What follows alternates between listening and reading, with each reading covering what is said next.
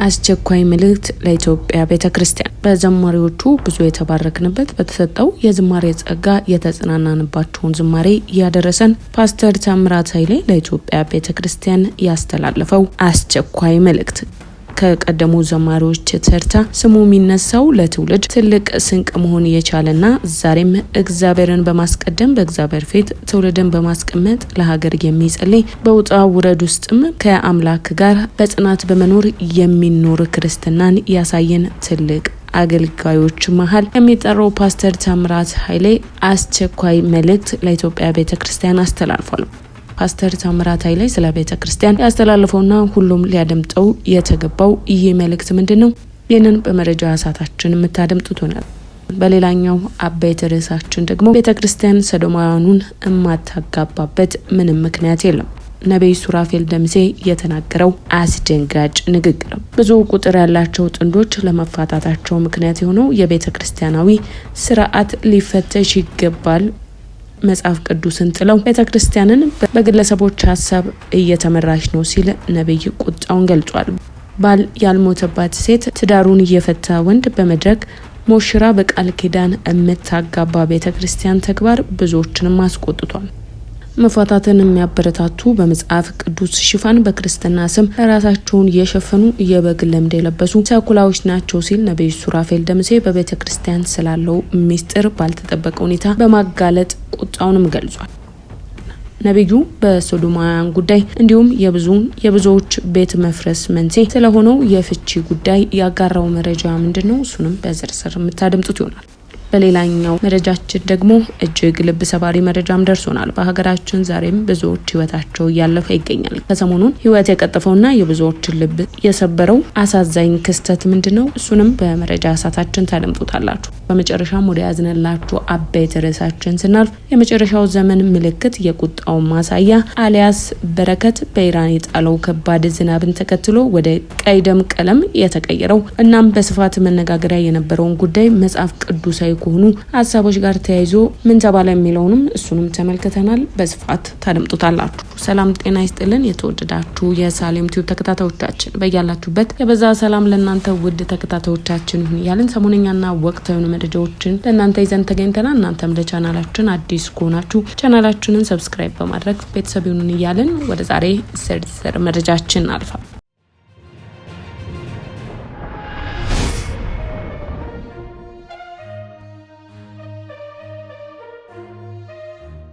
ወደ ዛሬ ዝርዝር መረጃችን ስናልፍ ቤተክርስቲያን ወዴት እየሄደች ነው? ነብይ ሱራፌል ዝምታውን ሰበረ። ነገሩ አስደንጋጭ። ቤተክርስቲያን ፍቺ የፈጸሙ አገልጋዮች እያጋባች ባለችበት ሁኔታ ግብረ ሰዶማውያን አታገባም አትፈቅድም ለማለት ያስቸግረኛል ሲል ተደምጧል። በዝሙት በርኩሰት በመዳራት ላይ የላላ አቋም ካለው በግብረ ሰዶም የጠበቀ እይታ አይኖረውም ሲል የተናገረው ነብዩ የእግዚአብሔር ቃል ሁሉንም ነገር አይለይም። አንዳንድ ጊዜ ተቃውሙ ይላል። ሰውን ለማስደሰት ሳይሆን የምናገለግለው እግዚአብሔርን ለማስደሰት ነው።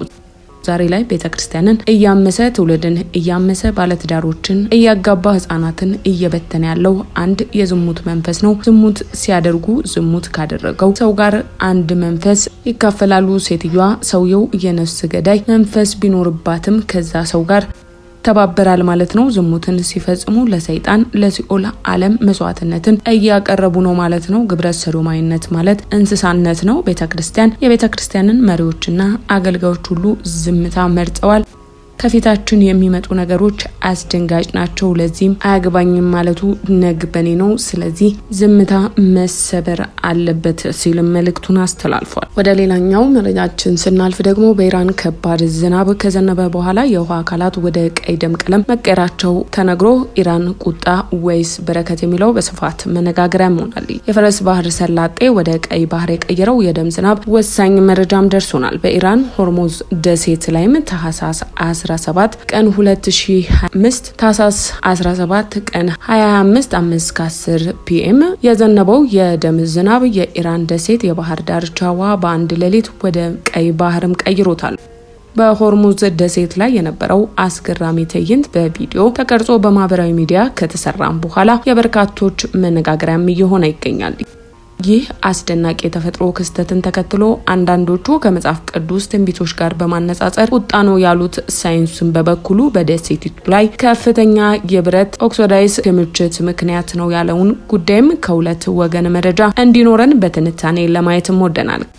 ከሺህ ዓመት መባቻ ጀምሮ በርካታ የኢራን ሳይንቲስቶች በአየር ንብረት ለውጥ ምክንያት ስለሚከሰቱ ድርቅና የኢራን የውሃ አጠቃቀም ከጊዜ ወደ ጊዜ የጨመረ መምጣቱን ሲያስጠነቅቁም ቢቆዩ በዚህ በአሜሪካ የሚመራው ዓለም የማዕቀቡ ናዳ አማራጭ ስላሳጣት ሀገሪቱ በምግብ ራስን መቻል አለባት በሚል በተለይም ከፍተኛ ውሃ የሚፈልገውን ሀባብ አይነት ምርቶች በባለሀብቶችና ሹመኞች በስፋት ስለሚመረት ለመግለጽ የሚቸግር ችግር ውስጥ ከቷታል። ይህን ተከትሎ ላለፉት 6 ዓመታት በምድሪቱ ዝናብ ነጥፎ በአሁን ሰዓት ኢራን በግማሽ ምዕት ዓመት ውስጥም በሀገሪቱ ውስጥ ከተከሰተው እጅግ የከፋ ድርቅ ጋር የሚነጻጸር ከባድ ሁኔታ ላይም ትገኛለች። በኢፍሶላዊ ግምቶች መሰረት በሀገሪቱ ውስጥ ያለው የዝናብ መጠን ከረጅም ጊዜ አሜሪካ ጋር ሲነጻጸር በዚህ ዓመት በ89 በመቶ ገደማም ቀንሷል። ባለፈው ወር የውሃው መጠን በጣም ዝቅተኛም ስለነበር 10 ሚሊዮን ነዋሪዎች የሚኖሩባት ዋና ከተማዋ ከአካባቢዋ ለቆ መውጣት ሊያስፈልጋት እንደሚችል ስጋት መኖሩን መንግስታቸውም ገልጿል። በዚህ ሁኔታ ውስጥ ባለችበት ነው 100 ሚሊሜትር አካባቢ ዝናብ በአንድ ሌሊት በሆርሙዝ ደሴትም የዘነበው።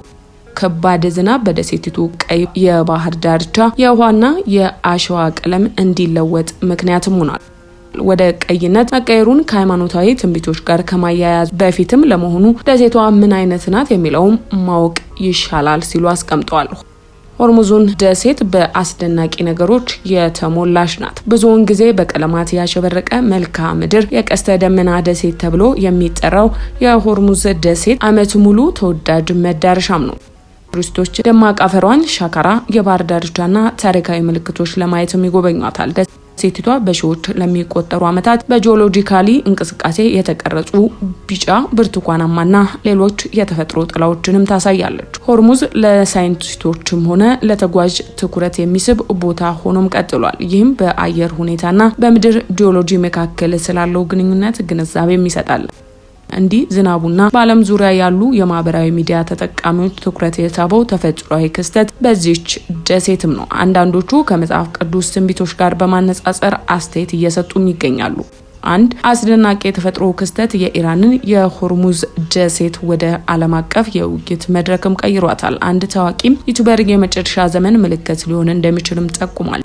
ሌላኛው ደግሞ ማለቂያ የሌለው ሐዘን እንደሚያበቃ ፍንጭ እንደሆነም አክሏል። ሌላው ደግሞ መጽሐፍ ቅዱሳዊ ይመስላል ብሎም ከዚህ አስደናቂ ክስተት በስተጀርባ ያለው ሳይንሳዊ ማብራሪያም በደሴቲቱ ልዩ ጂኦሎጂ በበኩሉ ሌላ ሀሳብ ይናገራል።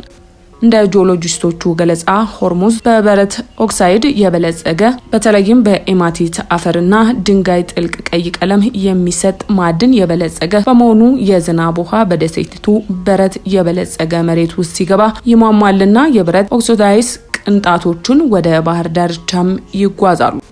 ውጤቱም የአሸዋና የውሃ አስገራሚ ቀይ ቀለም ሲሆን የአፈር መሸርሸር የበለጠ ንቁ በሆኑ አካባቢዎች እየጠነከረ ይሄዳል በማለት ይገልጹታል። ሌሎቹም ሳይንቲስቶቹ ይህ የሚከሰተው በደሴቲቱ ከፍተኛ የብረት ኦክሳይድ ክምችት ምክንያትም ነው ይላሉ። ይህም ከዝናቡ ውሃ ጋር ሲደባለቅ ኃይለኛ ቀይ ቀለም ይፈጥራል ሲሉ አብራርተዋል። ዛሬ ሰዎች ሳይንስን ለማወቅ እናም አጉል እምነቶችን ችላ ለማለት በቂ ብልህ መሆናቸው ጥሩ ነው ሲል አንዳንዶቹም ሀሳባቸውን አስቀምጠዋል። ወደ ሌላኛው መረጃችን ስናልፍ በምስራቅ ሐረርጌ በደረሰ የትራፊክ አደጋ የ9 ሰዎች ህይወት ማለፉን ተሰምቷል። አዲስ አበባ ታህሳስ 9 2018 በኦሮሚያ ክልል ሐረርጌ ዞን ቆርሳ ወረዳ በደረሰ የትራፊክ አደጋ የ9 ሰዎች ህይወት አልፏል። የዞኑ ፖሊስ መምሪያ የሚዲያና ኮሚኒኬሽን ኃላፊ ረዳት ኢንስፔክተር አበበ ለመረጃ ምንጫችን እንደገለጹት በወረዳው ልዩ ቦታ ድልድይ የጭነት ተሽከርካሪ ባጋጠመው የመገልበጥ አደጋ የ9 ሰው ህይወት ማለፉም ተነግሯል። ከሟቾቹ በተጨማሪ በ7 ሰዎች ላይም የአካል ጉዳት መድረሱን የአደጋው መንስኤም በማጣራት ላይ መሆናቸውንም ተናግረዋል። በመጨረሻም ወደ ያዝንላችሁ መረጃችን ስናልፍ አስቸኳይ የሆነ መልእክት ለኢትዮጵያ ቤተክርስቲያን ተላልፏል። በዝማሬዎቹ ብዙ የተባረክንበት የተጽናናንበት ዘማሪ በመዝሙሮቹ ብዙ የተባረክንበት ፓስተር ታምራት ኃይሌ ለኢትዮጵያ ቤተክርስቲያን ያስተላለፈው አስቸኳይ መልእክት አለ። እሱን አድምጠን እንመለስ። ማንነታችን ላይ ጉድለትም እንከንም ችግርም አልነበረም ግን እንደ ወንጌላውያን አማኞች ማንነታችንን በሚገባ አጥርተን ያወቅነው አይመስልም። ወይም የሆነ ጊዜ ላይ አውቀነው ነበር፣ ገብቶን ነበር፣ ተረድተን ነበር፣ ኋላ ላይ ተረስቶናል።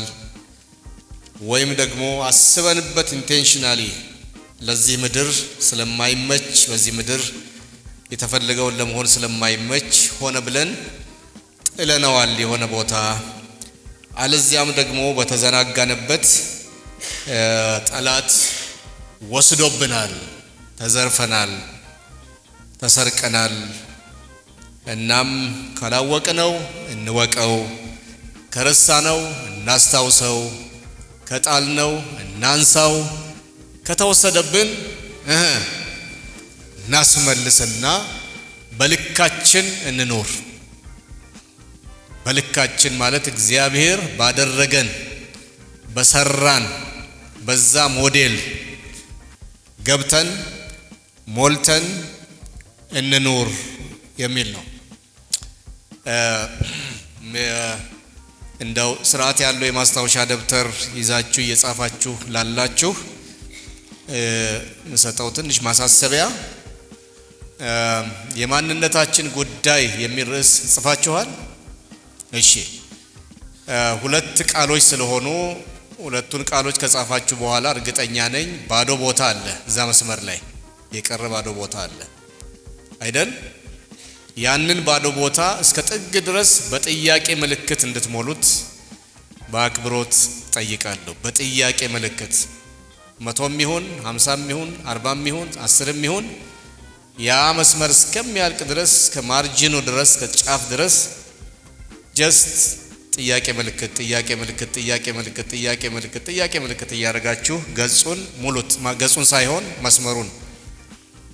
ይሄን የምልበት ምክንያት ስላለኝ ነው። ያንን ክፍል ያንን ገጽ በከፈታችሁ ቁጥር የማንነታችን ጉዳይ ምን ያህል አሳሳቢ እንደሆነ ምን ያህል አጠያያቂና አነጋጋሪ ደረጃ ላይ እንደደረሰ ያስታውሳችኋል፣ ያሳስባችኋል። ይሄ ነገር እንድትሉ ያደርጋችኋል፣ ያደርገናል።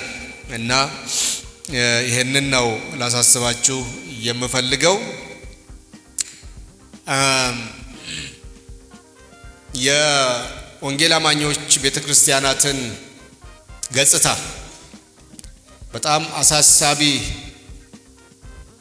ሆኖ የታየው ሰው አንድ ጊዜ ያቀረበበት መንገድ በጣም ምን ልበላችሁ እንደው ልብ ሰርስሮ የሚገባ የሚያሳዝን የሚያሳስብ ቅድም እንዳልኩት ጥያቄ ምልክት በደንብ ስታዩት ይሄ ነገር ብላችሁ እንድትሉ ያደርጋችኋል። እንዳልኩት አይነት በጣም በጥሞና እንድናስብ የሚያደርገን አባባል እና አቀራረብ ተጠቅሟል። አንድ ጊዜ ይሄ ሰው በአሜሪካን ሀገር ከታወቁ ትልልቅ የመንፈሳዊ ሴሚናሪዎች አንዱ ውስጥ አስተማሪ የነበረ ሰው ነው።